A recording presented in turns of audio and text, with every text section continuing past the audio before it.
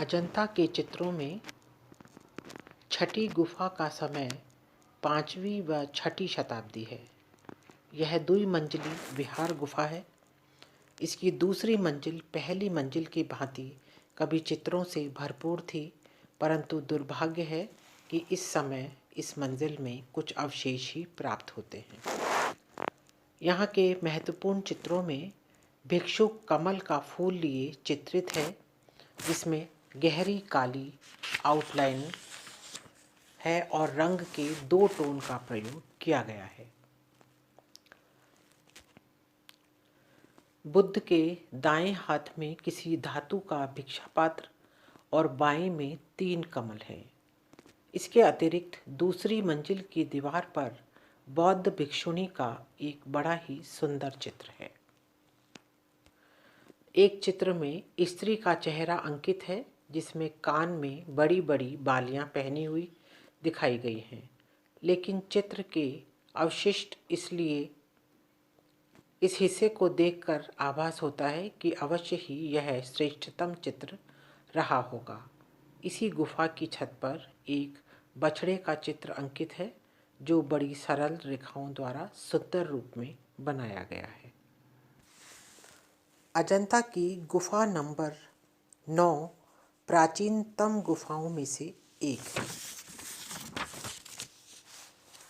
नवी गुफा के प्रमुख चित्रों में बौद्ध भिक्षु स्तूप की पूजा करने के लिए जाते हुए चित्रित हैं।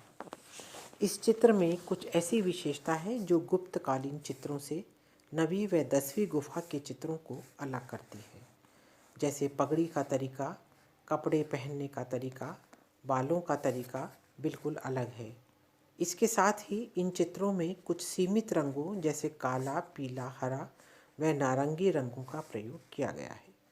सभी आकृतियों के चेहरे लगभग एक से लगते हैं और सभी के चेहरों पर एक ही एंगल से लिए हुए प्रतीत होते हैं। हस्त मुद्राएं भी सभी की एक जैसी हैं।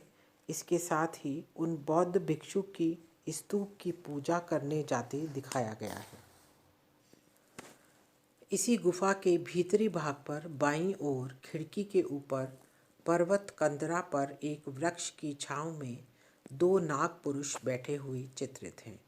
नाग राजा को प्रजा के लोगों की बातें सुनते दर्शाया गया है।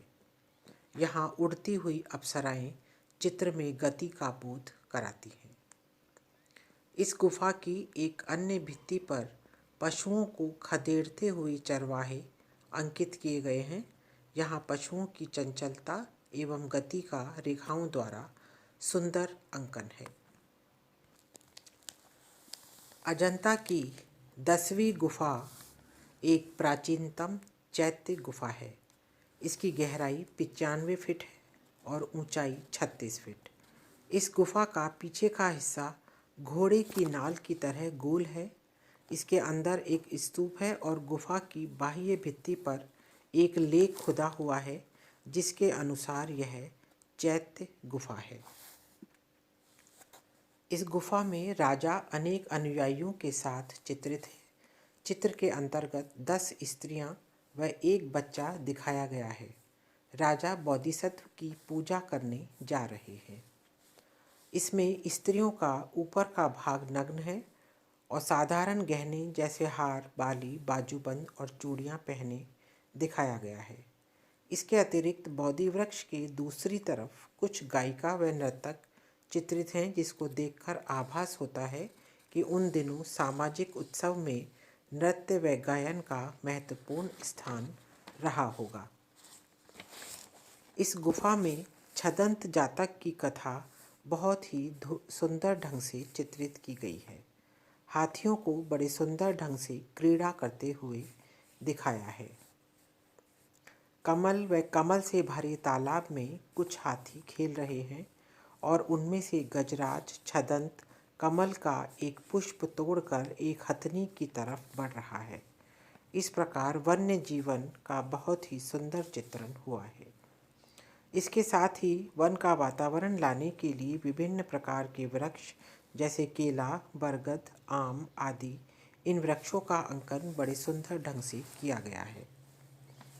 एक दृश्य में चुपके से एक व्याघ्र वन में प्रवेश करते हुए दिखाया गया है और छदंत व गजराज अपने को बिना किसी दुविधा के समर्पित कर देते हैं। एक दृश्य में शिकारी काशीराज के पास छदंत के 2 दांत लेकर भागते हुए दिखाया गया है और काशीराज की पत्नी सुभद्रा, जो पूर्व जन्म में गजराज की पत्नी थी, वह उन दांतों को देखकर मूर्छित हो जाती है। छदंत जातक की कथा 3 दृश्यों में बहुत ही सुंदर ढंग से बनाने की कुशलता प्राप्त की है। स्त्रियों का अंकन बहुत सुंदर ढंग से किया गया है।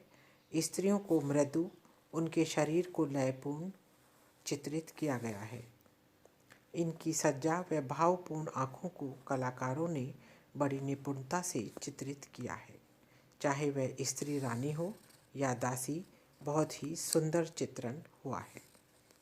यद्यपि यह हीनयान गुफा है, परंतु फिर भी इस गुफा के खंभे पर बुद्ध का एक चित्र है, जिसके पीछे प्रभामंडल बना हुआ है, जिसको देखकर आभास होता है कि निश्चय ही यह चित्र बाद के समय का है। पर्सी ब्राउन ने इन 9वीं व 10वीं गुफा के चित्रों पर गांधार चित्रशैली का प्रभाव बताया है, परंतु रामधारी सिंह दिनकर ने इस बात का खंडन किया है। उन्होंने कहा है कि अब तो यह निश्चित सा जान पड़ता है कि जिस समय इस गुफा का चित्रण हुआ उस समय गांधार कला का कोई अस्तित्व नहीं था।